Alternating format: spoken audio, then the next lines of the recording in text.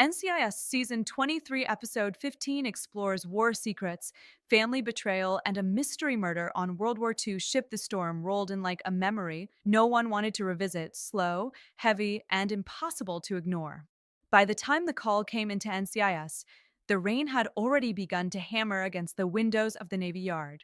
Special Agent Alden Parker stood with his arms crossed, watching the gray skyline blur into something indistinct. It felt fitting. The case they were about to step into was just as murky. A body was found, McGee said, stepping into the bullpen with a tablet in hand. Recovered from a World War II-era destroyer, the USS Carver. Parker turned. A museum ship?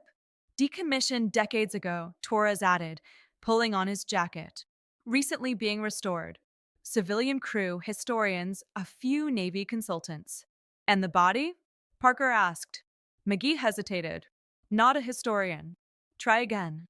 Identified as Lieutenant Daniel Reeves. Active duty Navy intelligence. The room fell quiet. Why would a Navy intel officer be poking around an old warship? Knight asked. That, Parker said, grabbing his coat, is exactly what we're going to find out.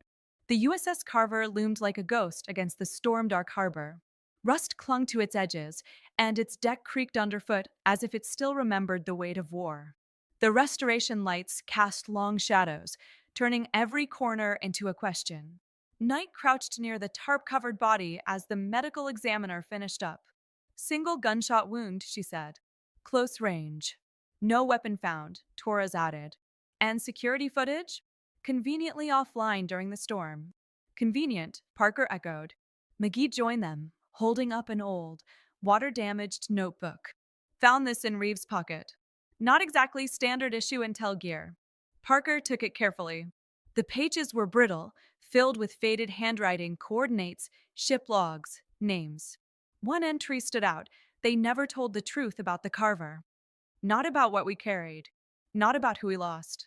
Parker looked up. This isn't just a murder. It's a secret someone tried to bury 70 years ago. The deeper they dug into Reeves' presence on the ship, the stranger it became. He wasn't assigned here, McGee explained back at the office. No official orders. But his clearance level? High enough to access classified naval archives. Freelancing? Torres said. Or chasing something personal, Knight suggested. Parker nodded. Family? McGee pulled up a file. His grandfather served aboard the USS Carver during World War II. Petty Officer Samuel Reeves. Listed as missing in action. Torres leaned back. So the grandson comes looking for answers and ends up dead. Which means whatever he found, Parker said, was worth killing for. Their next stop was the ship's lead historian, Dr. Evelyn Shaw. You have to understand, Shaw said, standing in her cramped office filled with naval artifacts. The Carver wasn't just any destroyer. It was involved in classified operations, escort missions, intelligence transfers. Transporting what? Knight pressed. Shaw hesitated. Officially? Supplies. And unofficially? Parker asked. Shaw sighed. Rumors suggest the Carver carried recovered enemy technology. Experimental weapons. Even documents that could have shifted post-war power. Torres raised an eyebrow. That's a lot of rumors. History is full of them, Shaw replied, especially when the truth is inconvenient. The break came from an unexpected place. Casey called them down to forensics, eyes wide with excitement. You're not going to believe this. Try us, Torres said. She placed a corroded metal fragment on the table, found embedded in Reeves' jacket. Not from the bullet, this is older. Much older. How old? Parker asked. World War II-era alloy. Military grade. And it's been exposed to seawater for decades. Knight frowned. So Reeves was digging around something old and dangerous. Casey nodded. And there's more. The notebook? Some of those coordinates match a sealed compartment on the Carver, one that isn't on any official blueprint. Parker's expression hardened. A hidden compartment on a World War II destroyer. That's never good news. Back on the ship, the storm had worsened. Thunder cracked overhead as they pried open a rusted hatch deep below deck. Inside, they found it. A small, sealed room. Forgotten by time, but not by history. Crates lined the walls, their markings faded but still legible. Japanese characters. Warning symbols. McGee stepped closer. These aren't just artifacts. No, Parker said quietly. They're weapons. Knight opened a crate carefully. Inside, wrapped in oilcloth, were vials, glass, fragile and ominous. Biological agents, she whispered. Torres exhaled. So the carver wasn't just transporting intel. It was carrying something far more dangerous. And someone wanted to keep that secret buried, Parker said. But the biggest shock was yet to come. DNA results just came in, McGee said over comms. The blood we found near the compartment, it's not Reeves. Whose is it? Parker asked. There was a pause. Samuel Reeves. The team froze. That's impossible, Knight said. He died 70 years ago. Or he didn't, Parker replied. The truth unraveled quickly after that. Samuel Reeves hadn't died in battle. He had discovered the hidden cargo and tried to expose it. For that, he was silenced. His death staged. His story erased. But not completely. He left clues, McGee said. In that notebook, passed down through the family. Torres nodded, and Daniel picked up where his grandfather left off, which made him a target, Knight added. The killer turned out to be one of the restoration crew, a Navy contractor with ties to a covert program aimed at keeping certain World War II secrets classified permanently. He thought Reeves was going to expose everything, Parker said during the arrest. The weapons, the cover-up, the betrayal. The man didn't deny it. Some secrets, he said coldly, are too dangerous to be remembered. As the storm finally began to clear, Parker stood alone on the deck of the Carver. The ship felt different now, less like a ghost, more like a witness. Knight joined him. We're recommending full disclosure, she said. The Navy can't bury this again. Parker nodded. They won't. And the Reeves family? They'll get the truth, Parker said. Finally, Knight looked out at the horizon. It's strange, isn't it? How the past never really stays buried. Parker gave a faint smile. History has a way of resurfacing, usually when someone brave enough decides to dig. Behind them, the USS Carver creaked softly, as if, at long last, it could rest. The sea was calmer the next morning, but the silence felt heavier than the storm. Sunlight broke across the deck of the USS Carver, illuminating every rusted edge and weather-worn surface, as if demanding the truth be seen in full. Gone was the chaos of thunder and rain. In its place lingered something more unsettling: clarity. Inside NCIS headquarters, the case wasn't over, not by a long shot. McGee stood in front of the main screen, scrolling through declassified naval archives that had only just been unlocked overnight. You're going to want to see this, he said, his voice tight with disbelief. Parker, Torres, and Knight gathered around. What we found on the Carver? McGee continued. That wasn't an isolated incident. There were at least 3 other ships involved in similar operations during the final months of World War II. Let me guess, Torres muttered. All of them conveniently missing records? McGee nodded. Or heavily redacted. But here's the thing, each ship reported internal security breaches shortly before docking. And in every case, at least one crew member was listed as either missing or killed in action under questionable circumstances. Knight crossed her arms. People who found out too much. Exactly, McGee said. Samuel Reeves wasn't alone. He was just one of several who tried to expose what those ships were really carrying. Parker leaned in, eyes narrowing. Which means the cover-up wasn't a one-time decision. It was systematic. And it didn't stop after the war, Knight added. Casey burst into the room, her usual energy tinged with urgency. Okay, so I ran deeper analysis on the biological samples we recovered. Please tell me they're not still active, Torres said. Casey grimaced. Define active. That's not comforting, Knight said. They've degraded over time, Casey clarified quickly. But the structure? It's advanced, way beyond what we thought existed in the 1940s. Parker frowned. Meaning someone didn't just store these weapons, Casey said. They studied them, possibly even improved them. A heavy silence settled over the room. Are you saying this program continued? McGee asked. Casey nodded slowly. There are markers in the samples, modern ones. Genetic modifications that couldn't have been done back then. Torres let out a low whistle. So, not just a buried secret, a living one. The investigation shifted fast. What began as a murder on an old warship had now evolved into something far more dangerous, a thread connecting past atrocities to present day operations. Knight paced the floor. Daniel Reeves didn't just uncover history, he stumbled into an ongoing program. And that's why he had to be stopped, Parker said. McGee pulled up financial records. I might have something. The contractor we arrested? He wasn't working alone. There are payments, large ones, coming from a private defense firm. Name? Torres asked. McGee hesitated. Blackridge Solutions. Parker's jaw tightened. They've popped up before. Off the books research contracts, government adjacent, but never fully accountable. Knight shook her head. Let me guess. Plausible deniability. Always, Parker said. Hours later, they stood outside a sleek, modern building, glass and steel replacing the rust and decay of the Carver. But the feeling was the same. Secrets lived here too. Inside, the air was sterile, controlled. Too controlled. We're here regarding Daniel Reeves, Parker said to the receptionist, flashing his badge. Moments later, they were escorted into a conference room. A man in a tailored suit entered, his expression calm, too calm. Special agents, he said smoothly. I'm Victor Hale, Director of Operations. Parker didn't bother with pleasantries. Your company has been funding classified research tied to recovered World War II biological agents. Hale smiled faintly. That's quite an accusation. It's a fact, McGee said, placing a file on the table.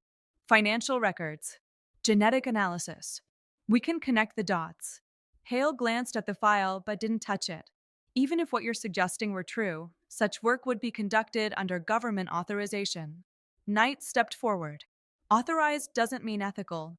Hale's smile didn't falter. Ethics are often a matter of perspective, Agent Knight. Torres scoffed. Yeah? Tell that to the guy who got killed for finding out the truth. For the first time, Hale's expression shifted, just slightly. A tragedy, he said, but not one we're responsible for. Parker leaned in, voice low and firm. You may not have pulled the trigger, but you created the reason. Back at NCIS, frustration simmered. He's hiding behind contracts and clearance, Knight said. We can't touch him. Not yet, Parker replied. McGee looked up from his computer. Maybe we don't have to. All eyes turned to him. Daniel Reeves uploaded something before he died, McGee said. Encrypted files. I've been trying to break through, and I think I finally did. He tapped a key. The screen filled with documents, photos, reports, video logs. Evidence. Clear. Damning. Impossible to ignore. He knew, Torres said quietly. He knew he might not make it. Knight nodded. So he made sure the truth would. Parker allowed himself a small, grim smile. Smart man. The fallout was immediate. With Reeves' evidence, NCIS was able to bring the case into the light, forcing oversight committees, military officials, and the public to confront what had been hidden for decades. Blackridge Solutions came under investigation. Victor Hale's confidence began to crack under pressure. And for the Reeves family, the truth finally surfaced. Samuel Reeves was no longer just a name on a list of the missing. He was a whistleblower, a man who tried to do the right thing, even when it cost him everything. Daniel Reeves had followed in his footsteps and paid the same price. That evening, Parker stood once more by the water. The Carver was still there, but it no longer felt like a haunted relic. It felt like a monument to truth, to sacrifice, and to the cost of buried secrets. Knight joined him again, quieter this time. It's over, she said.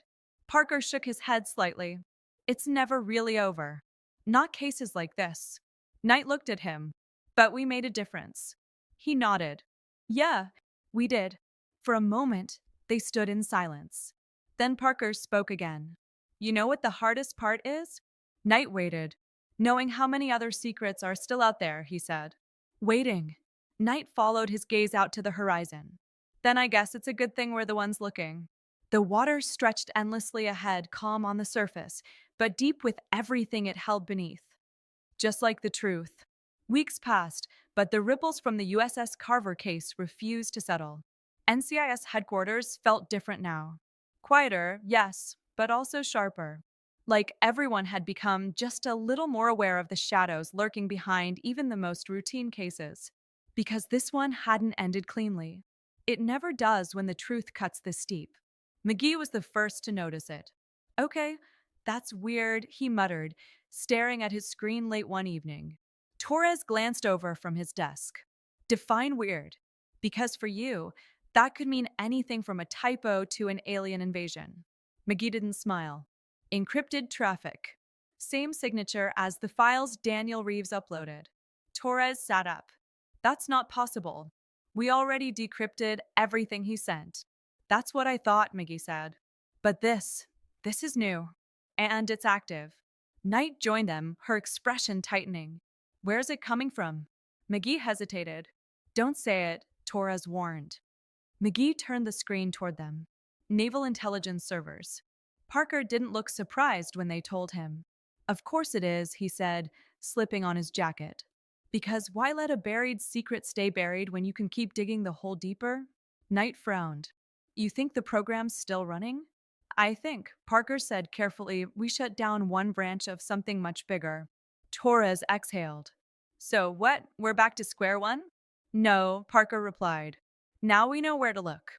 The next morning, they were in a secure briefing room, this time on the other side of the system. Rear Admiral Cynthia Ward sat across from them, her posture rigid, her expression unreadable. You're asking for access to restricted intelligence databases, she said. Based on what amounts to a closed case. Parker didn't flinch. With all due respect, ma'am, this case isn't closed. Not if the same encryption is still active in your systems. Ward's eyes flickered, just briefly. We've conducted our own internal review, she said. There is no ongoing program related to your findings. Knight leaned forward. Then you won't mind us verifying that. A pause. Long enough to say everything. Ward clasped her hands. Some information remains classified for a reason, Agent Knight. Torres couldn't hold back. Yeah, we've heard that before. Usually right before something blows up. Parker raised a hand slightly, keeping the tone measured. We're not here to challenge protocol. We're here because someone was murdered trying to expose the truth, and we have reason to believe that truth is still being hidden. Ward studied him.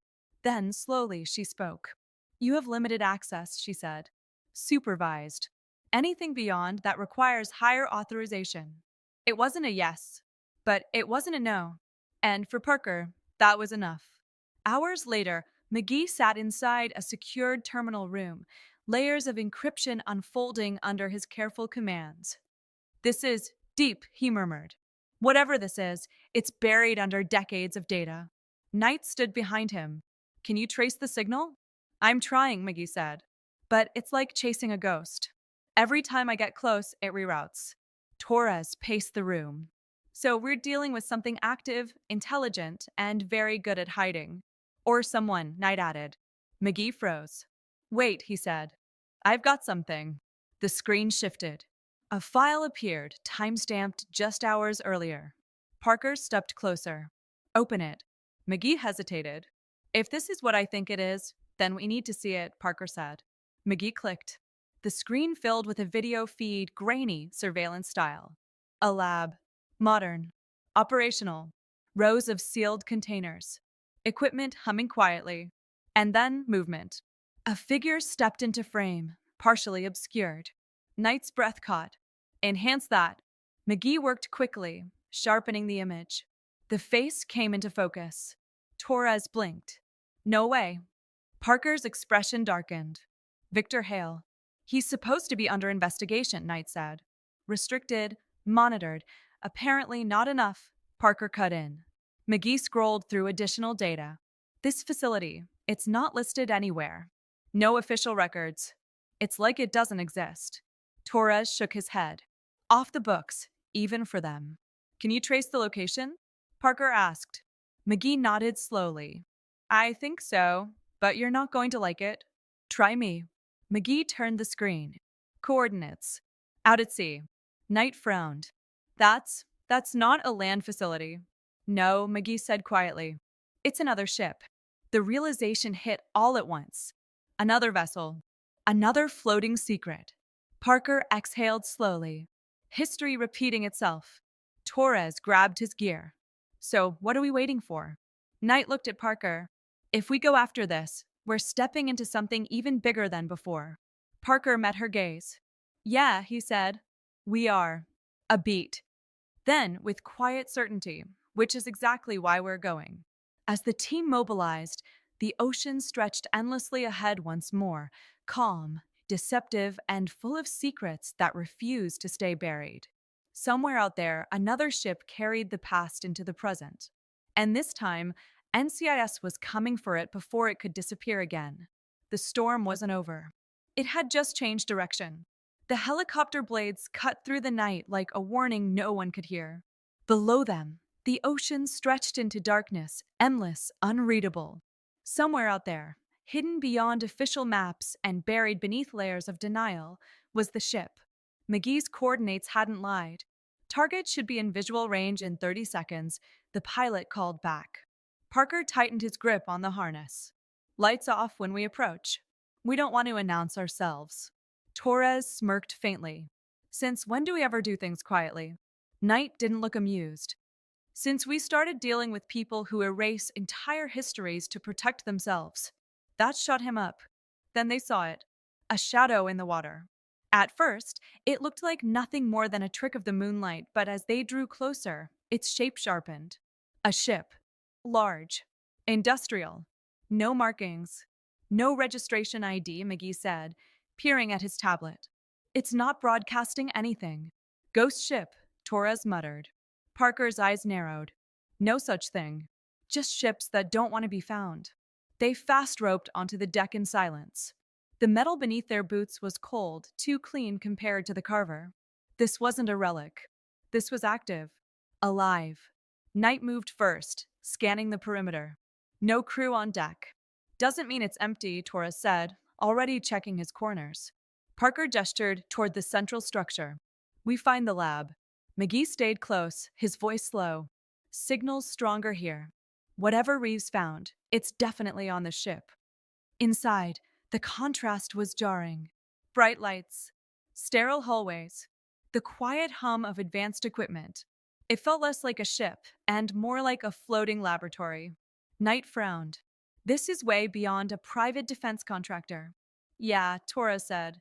This screams government black site. Or something worse, Parker added. They reached a reinforced door at the end of the corridor. Biometric lock. McGee stepped forward. Give me a second. Torres glanced around. You hear that? They all paused. A faint sound. Not machinery. Not footsteps. Something else. A low, irregular thud. Knight's hand tightened on her weapon. That doesn't sound like equipment. McGee worked faster. Almost there. The lock clicked. The doors slid open. Inside, the truth waited.